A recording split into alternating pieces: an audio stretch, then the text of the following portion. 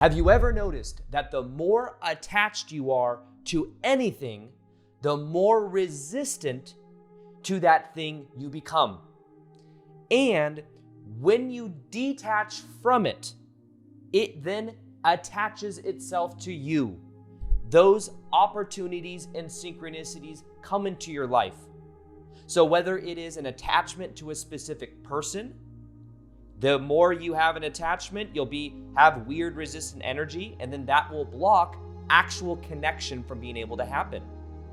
If it is a specific synchronicity or opportunity, you really want a job and you're really attached to the outcome of it, you'll create resistance, you'll go on the job interview, the energy will be weird, and you'll end up blocking that thing. Although many times what you'll notice is when people finally let go and they detach, what happens is then they're in their natural state of being. They're not believing that this is going to be a means to an end. They're then being themselves because they're good either way. And then they have more magnetic energy, they have more synchronicities, and they have more opportunities that come into their life. So in this video, I'm going to show you why when you detach from synchronicity needing to happen a certain way, from people, from the inner needs that you feel you might need, when you detach from trying to meet those through what is called an external locus of control, you then find that things come to you easier, because the truth is that the attachment is blocking what you want. Now think about this from a quantum physics point of view. Let's look at this. There is you and your energy field. Now what happens is, let's imagine that what you want is just like a radio dial, 98.5 FM. Let's say at 98.5 FM, you're in the ideal relationship and you have the perfect job and you wake up feeling fulfilled every day. That's the reality you want to experience. But there is an attachment that is blocking you being able to perceive of that reality, which, by the way, exists right now. Just like you know that on a radio dial, you could tune to a certain radio station and the radio frequencies are all around. It's just that you need to tune to the frequency of it to perceive of it.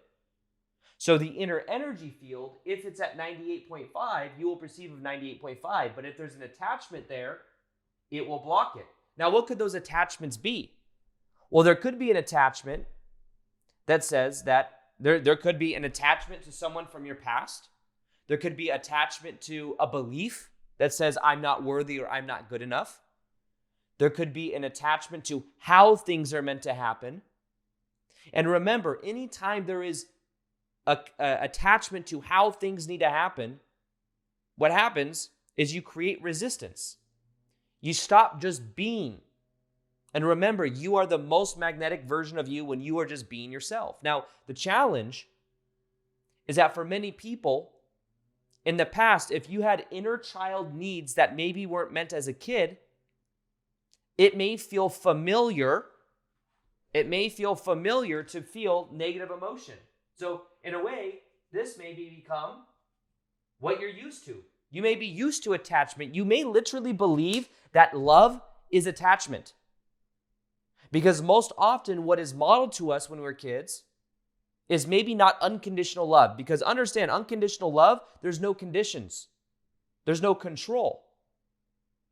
But if the inner child needs weren't meant as a kid, there may be an attachment and using control to get those inner child needs met. The control is, if I control what people think of me, if I ease tension and become a people pleaser, then I'll get what I want, which is manipulative. Instead of allowing and letting go of that attachment and allowing things to be. So the main part of this video that I really want to talk about today is that of the external versus internal locus of control. Now, with an external locus of control, it's very often that the focus is on what other people think. The focus is on what is happening on the outside. Because there wasn't a feeling of feeling safe on the inside. So what happens is there's a focus on control on the outside, which attachment, of course, is a clinging to the way things should be, the way things you may want to be, so that you can feel safe. But you see, this is the outside in way. Now, an external locus of control is also like, okay, if there's a lot of times a very strong energy, sometimes blame. So if mom or dad didn't meet your needs as a kid, it may be that now there's a projection of that mom and dad energy onto a partner or onto a boss or someone in your life that's replaying that same dynamic. So the blame dynamic is, I am feeling negative emotion and I am feeling this way because of some external thing, not because of my internal emotional state, not because there's some belief I have or some form of attachment that I have. There's almost like a lack of ownership, of responsibility in a way. And for me, what I had to do is I had to realize, because when I started to break out of certain patterns, I was kind of angry at my past self. I was angry first at the other people. I'm like, they're doing this to me. But then I realized, wait, I've allowed this energy to happen. So in a way, I've done this to me. And I had to take responsibility for that. And I had to take responsibility for my having an internal locus of control, meaning the things that are happening on the external don't have to have as much power on my internal if I have an internal locus of control, if I realize that I can take responsibility. And very often, people that have trouble with attachment, they have a very strong external locus of control. They very much care what other people think. They very much are trying to subconsciously maybe control dynamics in their life to get people to do what they want them to do so that they can feel safe. Because there hasn't been that, in a way, that individuation. Because ultimately, by the way, what attachment is attachment is meaning. Attachment is meaning. The more attached you are to something is the more importance you give to that thing meaning something to you. And I've used this analogy before, but if I get this marker and I'm like, can you let go of this marker, Aaron? I'm like, easy. Just freaking let it go. I could throw it away. It wouldn't be that big of a deal. I have other markers. But if someone says, your grandma gave you this marker when you were 5 years old, and it was in this very specific moment when you were learning how to ride a bike, and she gave it to you, and she told you that you could write whatever you wanted, and that your voice mattered, and what you wrote mattered, and you could there's some crazy story that goes to this marker. Then letting go of this marker then becomes much more heavy, much harder to do, because there's a heavier meaning. There's more importance given to this specific marker. So then it's like carrying this marker everywhere I go, and I don't have the bandwidth to be free. It's interesting. I'm becoming aware of this, something I'll share with you.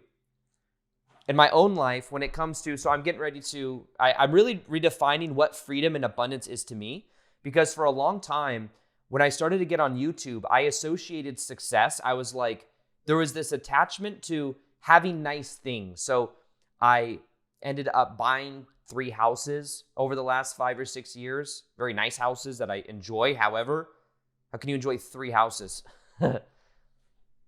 And there was a part of me, back in the day, let me show you the difference between my consumerism now versus in the past. When I first got successful on YouTube and I had money, one thing I love and I've always loved is food. So I'd go out with my friends and we'd go out to eat, and I would get so much food. I'm talking like people would think I was a competitive eater, because I would go out to a restaurant. We got to a restaurant, and I would get 3 entrees. I would intermittent fast, go there, eat 3 entrees, 3 appetizers.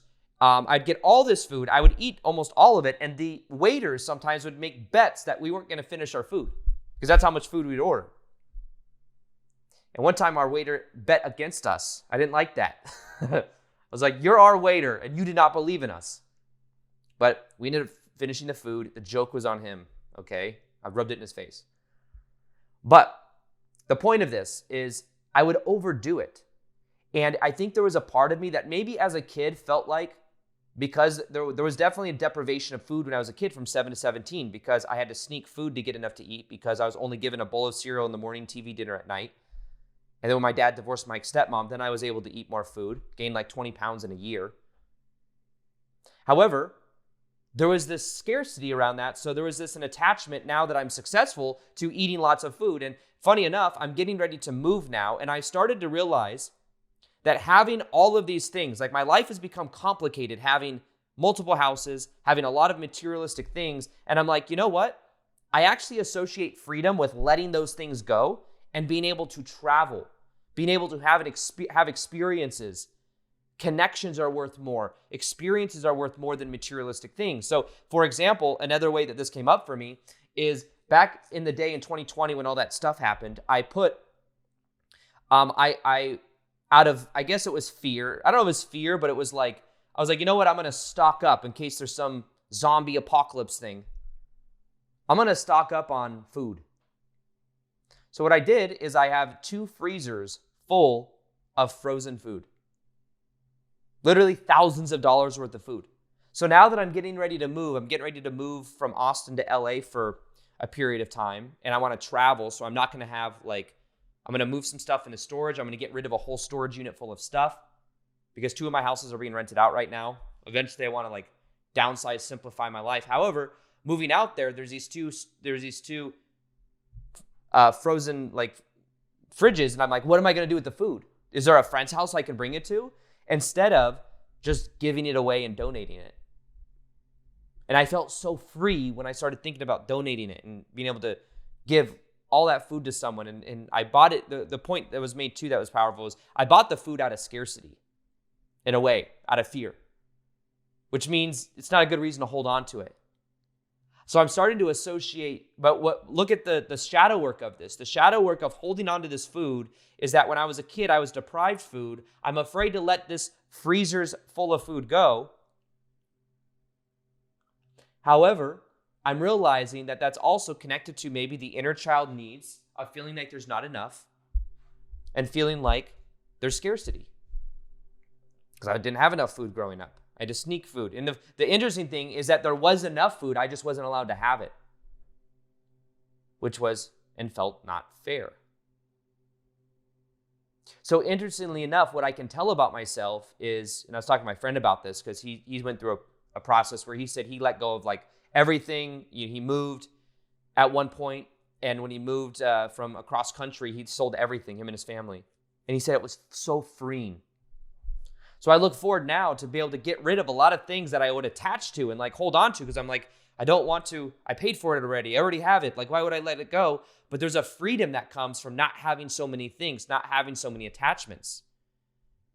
And he says there's an energetic freedom that comes when you energetically let it go. Now when I first moved from Vegas to Austin, I have a whole entire storage unit that I've been paying for 2 or 3 years. I've been paying $400 a month for a storage unit.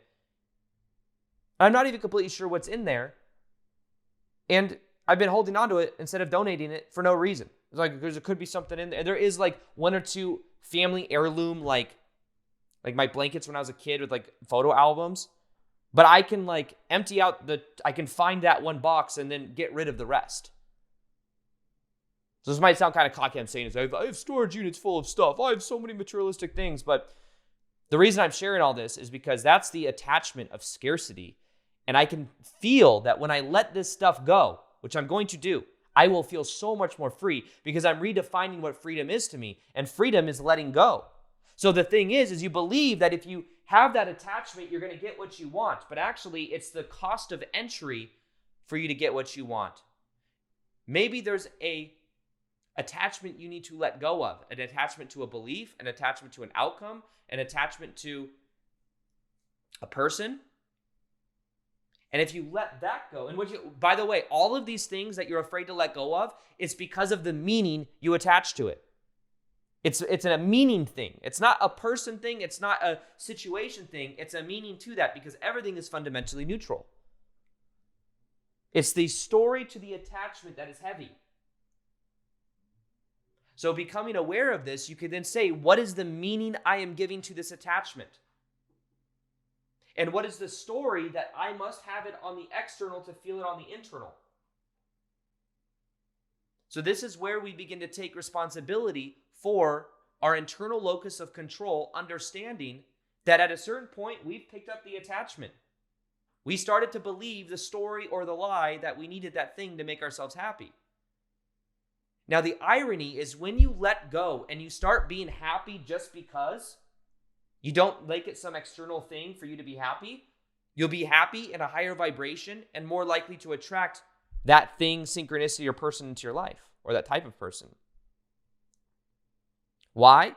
Because you've let go of the attachment. That an attachment is resistance. Anytime I have let go of some form of attachment, and there's sometimes fear there, fear around what will people think, fear around, oh, I'm not going to have this thing now. When you have the courage to let that attachment go, the universe will many times bring you something even more magical than you can imagine. And also understand that this attachment, it is the belief in the attachment, but it is also the thing that you believe you need in order to feel at 98.5 FM. And one reason the attachment is still active is because there's a fear that thing, that attachment might not be in your life. So the only way to have it still be around is through a concept. Think about that.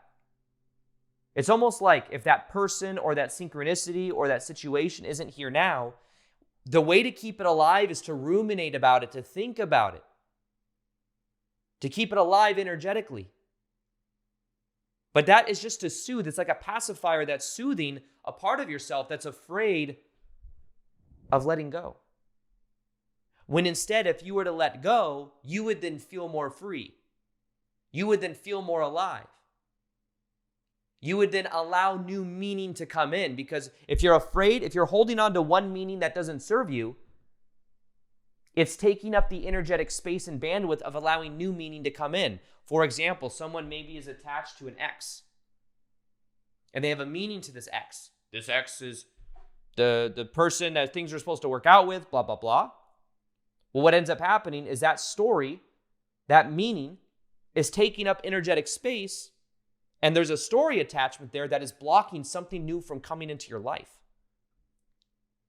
Now, a lot of times, this is why when people go through a breakup, it's recommended they find new meaning. Not new meaning in a new relationship. They start working on their purpose. They start finding joy in other relationships in their life, other friendships, other things they're passionate about. And as they do that, they fill up their cup, and then that attachment starts to go away because they've reorganized the meaning. But see, you generate meaning from an internal locus of control. You choose what things mean.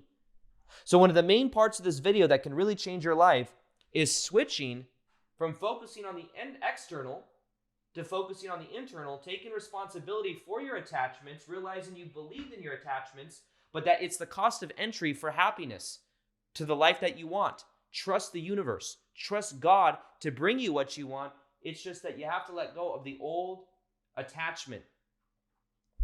And I have a course on this, a 1,000-hour course for free called High Vibe 101 that comes with breath work. I added a frame technique section in there with workshops and meditations to show you how to separate and to feel the separation between you and others so that you can start to feel like you have a strong internal locus of control. It's completely free inside my High Vibe community called High Vibe Tribe, which is free. I'll go ahead and link it below if you want to join High Vibe 101, free 1,000-hour course. And understand that part of matching the frequency of the desired reality you have, it has to do with letting go.